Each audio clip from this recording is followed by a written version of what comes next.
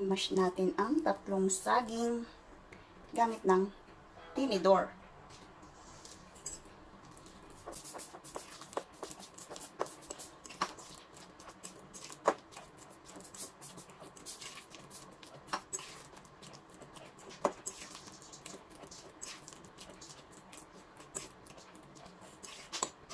Yan, mas magandang gamitin nyo guys yung medyo overripe na.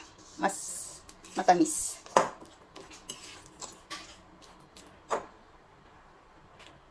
Lagyan natin ng 2 itlog.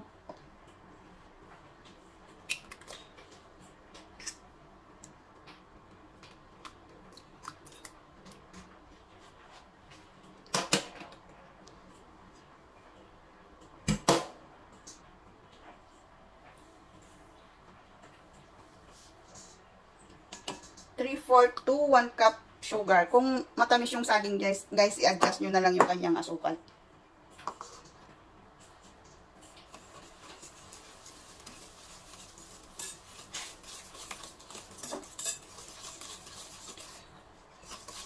Sa akin, 3/4 cup lang yung ginamit ko.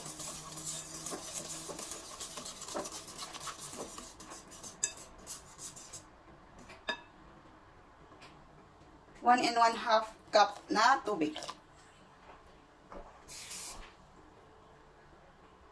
Pwede rin kayong gumamit ng fresh milk or evap milk.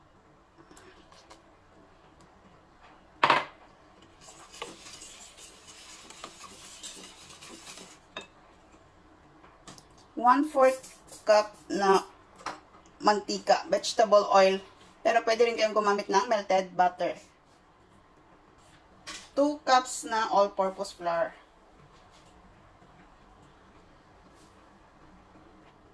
1.5 tablespoon na baking powder. 1/4 teaspoon salt.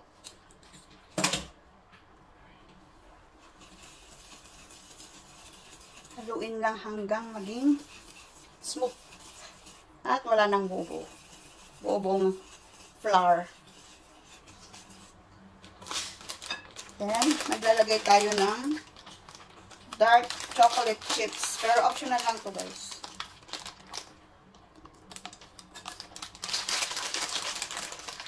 Okay lang kung wala dito. Pwede kang maglagay ng crushed peanuts. Set aside muna natin habang nire-ready naman natin yung ating. Naglagay na ako ng tubig sa ating malaking kawali. At naglagay rin tayo ng steam rack. Pakulo lang. Hintayin muna natin siyang kumulo.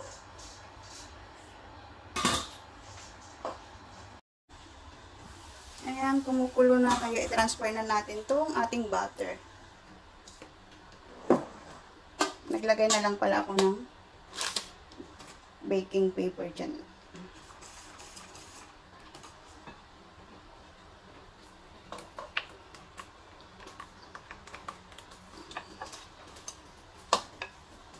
Magdadagdag pa ako ng more chocolate chips.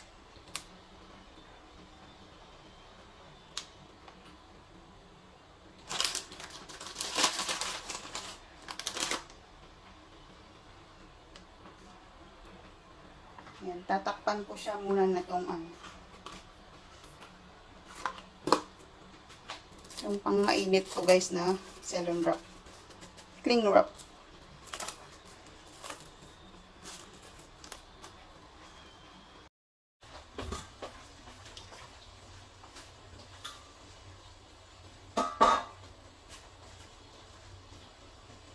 I-steam natin over medium-low heat.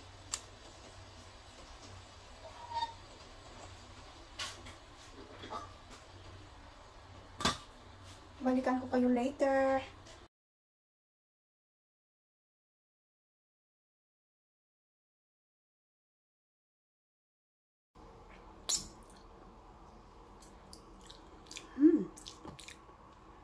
Maglalagay tayo ng cheese.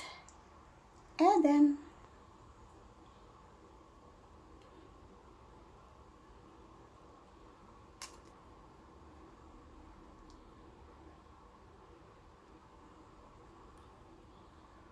Ito na ang ating steamed banana cake. Yummers! Thank you for watching, and again, be positive, be happy, and spread love. See you again next time. Bye!